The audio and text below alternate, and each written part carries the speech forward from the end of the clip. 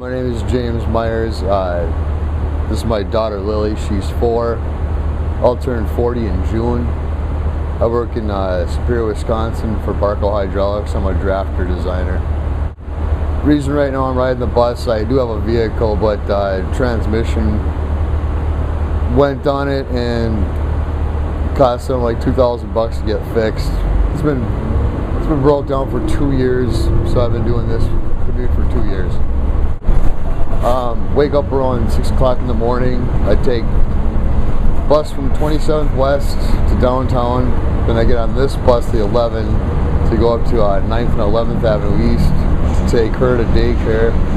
Then I walk 4 blocks down to 4th Street, take another bus downtown, transfer the Superior bus, get off the Superior bus, and then walk 8 blocks to work.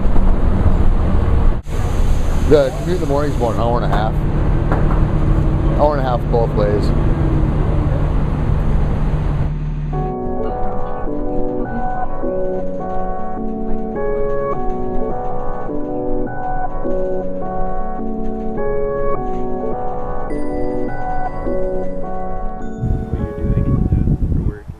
Okay, I was born in Duluth and I've stayed in Duluth. I'm a mother of 2 boys and I earned my degree from St. Scholastica this spring, and I work at the Duluth area YMCA. So a typical work day would be that we leave the house just a few minutes before the bus comes at 8:23 and take the bus down to the YMCA, and it takes about 5 minutes to get down there. And you don't have to worry about parking, and then we take the bus home, and the bus stop is just a block away from where I work, and the bus takes us right home. I've not drove a single day in 3 years. I've bused, biked, and carpooled. I've even gone to trips overseas and Florida and Arizona. So you don't need to have a car to see the world or even the nation or do anything. You don't need a car to do those things.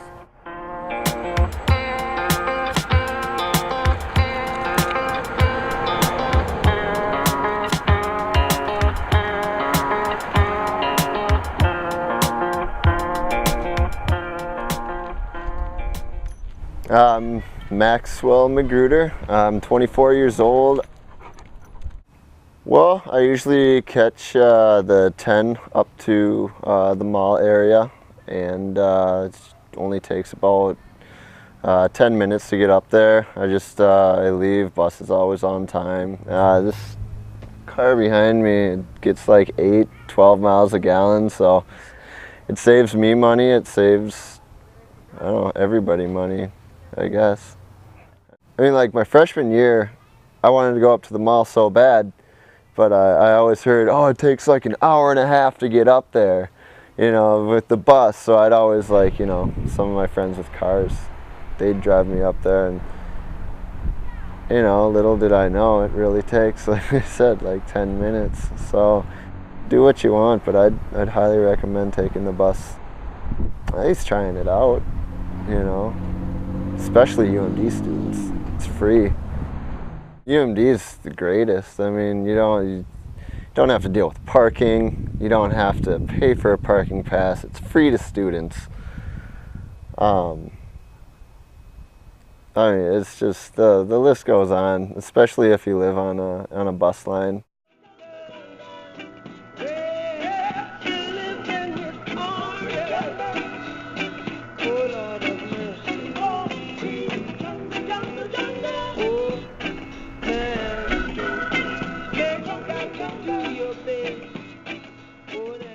Well, I take the bus every day. Really, bicycle is what as my first transport. I got my bike here today, but in terms of, like, you know, when it rains or it snows, you want to have the bus. Well, owning a car has a lot of cost attached to it in this country, especially, you know, variable cost with the price of input of fuel going up every day.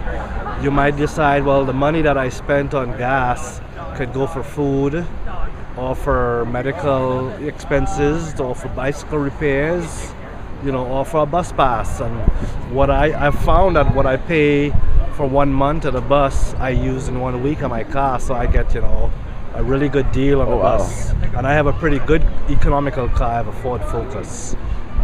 You know, and it's really a gas sipper. $40 to fill up the tank.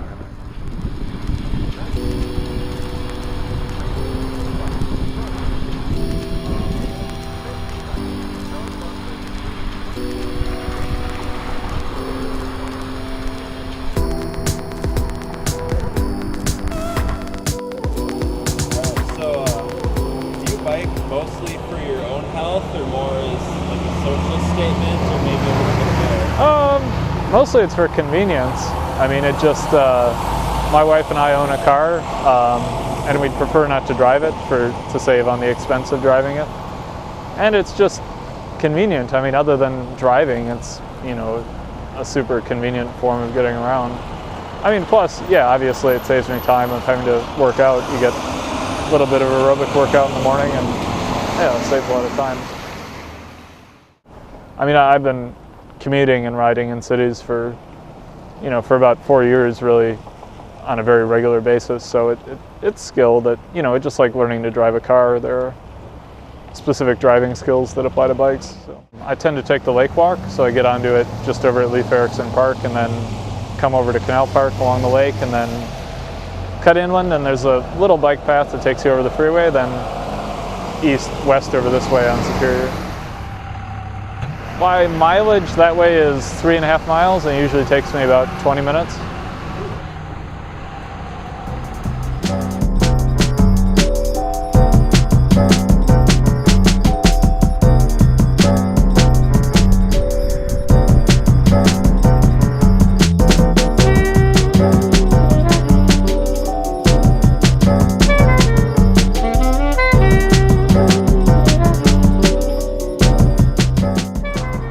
My name's Bob Gabris, and I commute out to Twig, out to Grand Lake every day.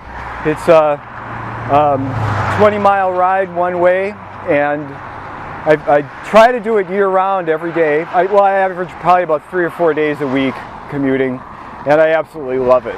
You know, it just fills my soul to be doing this. I just love it. I think I started back in the late 80s, early 90s.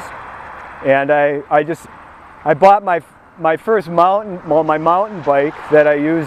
I bought it in the winter time at Twin Port Cycling and rode it home, and that was the beginning of my commuting. And I told myself, I convinced myself for quite a while that I couldn't do it. You know, I kind of got brainwashed that, you know, it's going to take too long to bike. But once I get on a bike, I realized, oh my God, it only took me, you know, a few minutes to get there, and it was easy. It's amazingly easy to get around on a bike, even in Duluth. I take 53 into all the way into Arrowhead Road and kind of cut through the Menards parking lot and come out at Arrowhead Road. From Arrowhead Road, I go down to Kenwood to College to 19th and slide on down the hill. Get that beautiful view of Lake Superior. I love it.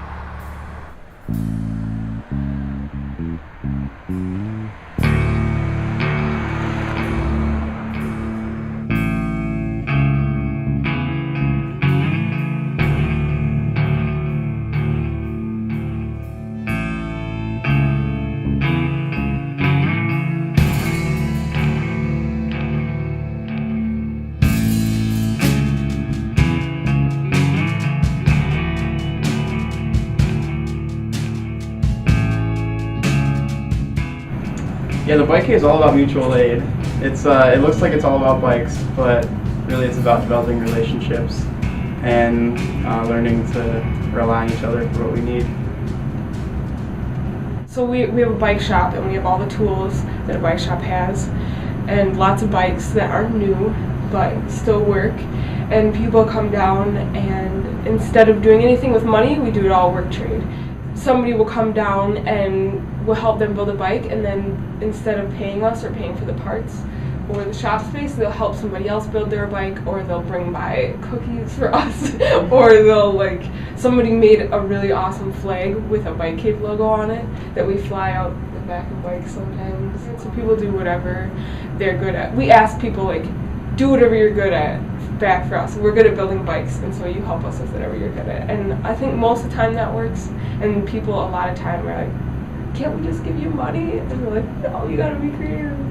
There are some, like there's some regulars that come down just to help other people or just to see what's new, but then every day you never know who's gonna come. Yeah, the common denominator seems to be people who are either broke or people who just don't believe that bikes need to be all about money. You know? Sometimes I use the bus mostly when I have doula appointments in Superior. So I'll ride down to the Holiday Station, put my bike on the bus rack and go across. Because the bridge is so far away, it's so out of the way. And I know also for a lot of people that stay with us, that's a huge transportation problem. Because they'll finally get a job and it'll be in Superior and then they can't get home. And so we've had a few guys that have had to walk the bridge because there's no buses running. I think one of the biggest obstacles for me is probably cars. Not just in terms of the space that they occupy and literally being an obstacle, but that's one thing that keeps me from really enjoying riding is when I get passed too close or when I almost get doored, or one time I got chased through the ditch by a car. You know, speed definitely trumps access for vulnerable users of the roadway. You know, like on 2nd Street where Sadie got hit, they just expanded it to like 3 lanes so it could be faster for automobile traffic. And it's now way less accessible for vulnerable traffic like pedestrians or people in wheelchairs. They took those stoplights out. Yeah, they took stoplights out. So there's no way that people won't slow down at all. That's a good point.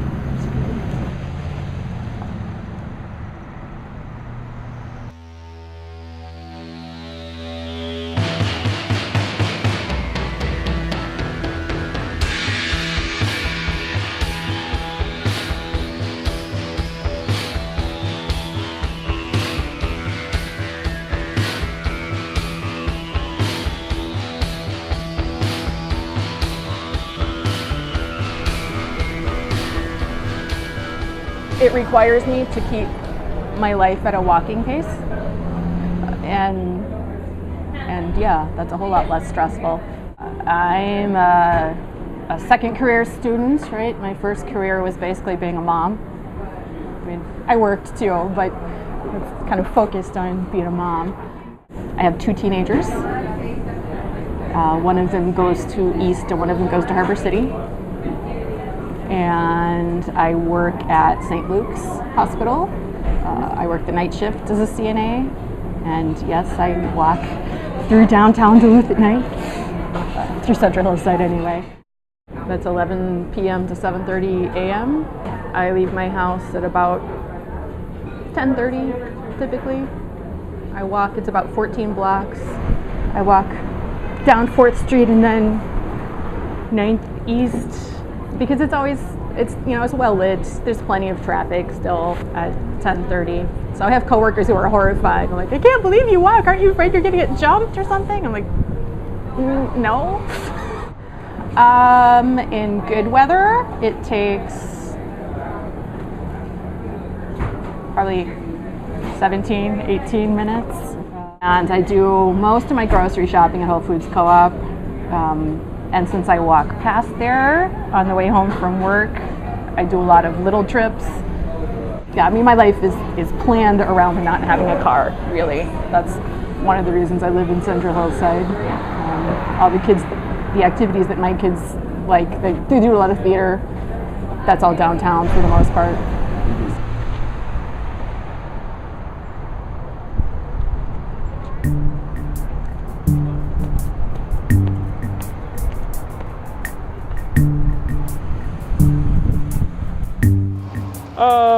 On the bicycle side, obviously I would have a long wish list of infrastructure, from bike lanes to, the hopefully pending redesign of 6th Avenue East and that stuff. Just making it so that there's, I would say that for the most part I'm comfortable biking just about everywhere in Duluth, but I know there's a lot of people who don't ride now because it's kind of intimidating on the street sometimes, and they could very easily, I think, be lured into riding if there was better infrastructure. Gosh, I don't know. There's a big dispute over whether or not bike lanes are productive or not. I think they're nice. I think having a visual, this is where bikes are allowed to be kind of thing is good, but at the same time, motorists still don't have any respect for cyclists, so you have to kind of fix that problem too. But yeah, I think connecting the Munger to the lake walk is kind of a no-brainer. You know, it's... That ride's really dangerous right now. To get to the Munger. To get out to the Munger, yeah. But if you connected it, you'd have essentially a continuous bike path from Hinckley almost up to Grand Marais. One thing that would be cool, I don't know if they have the technology for this yet or not, is to have like or even if they do this, is to have like an app or something for a smartphone to see where the bus is, like have little GPSs for buses, but I can't imagine that there's too much of a budget for that. They actually do have that. Do they have that? Yeah. Oh, that's cool. I don't know if they have an app, but I know there's a website you can go to. There's a website where they show? And also I was thinking too, maybe we could just lock off a piece of the downtown area to traffic and make it only for walking and bicycles, like in Madison, Wisconsin and State Street, where there's a walking area around the college area and maybe only bicycles around UMD campus. Make it all like a real fancy area just for walking and stuff, so that we reduce the smog and the carbon and the pollution, and we encourage people to use public transport there a little more, and that'd be sweet. I think the transportation system is fine. They do a good job. They're within, like this morning, you know, it was like 5 minutes late, but that's about as worse as they can get. As far as service goes, I don't have any complaints about it at all, so. There are a lot of places that if I had a wheelchair or something, there still aren't curb cuts in places. That has improved somewhat. I mean, I've seen them put in a lot of new wheelchair ramps, but still, there are places that would be very difficult if you were requiring, you know, that ramp for your thing. Maybe later buses too? I don't know. There's been a couple times when I get off of work at like 10:30, 11, and it's been, I gotta walk all the way over to Sears to catch the bus, and I've missed it a couple times, but I don't know, I like our transportation system.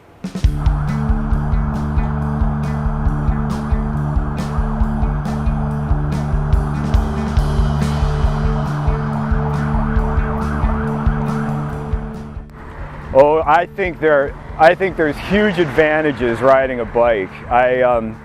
You know, driving a car, it's, you know, you're sitting in a lazy boy with a flat screen in front of you. Your entertainment system, you know, your food and your drinks there, a lot of distractions. On a bicycle, the big advantage is you've got unlimited visibility. You know, you can see everything. You know, there's no glare, no parts of your car that you have to look around to see where you're going.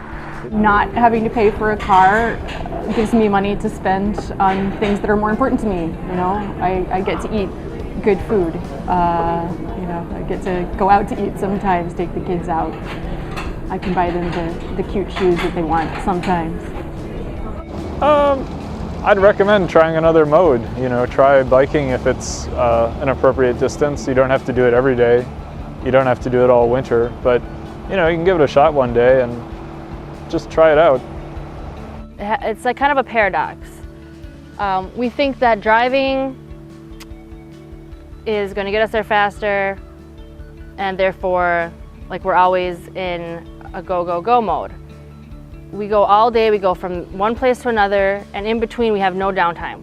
In the car, it's on time.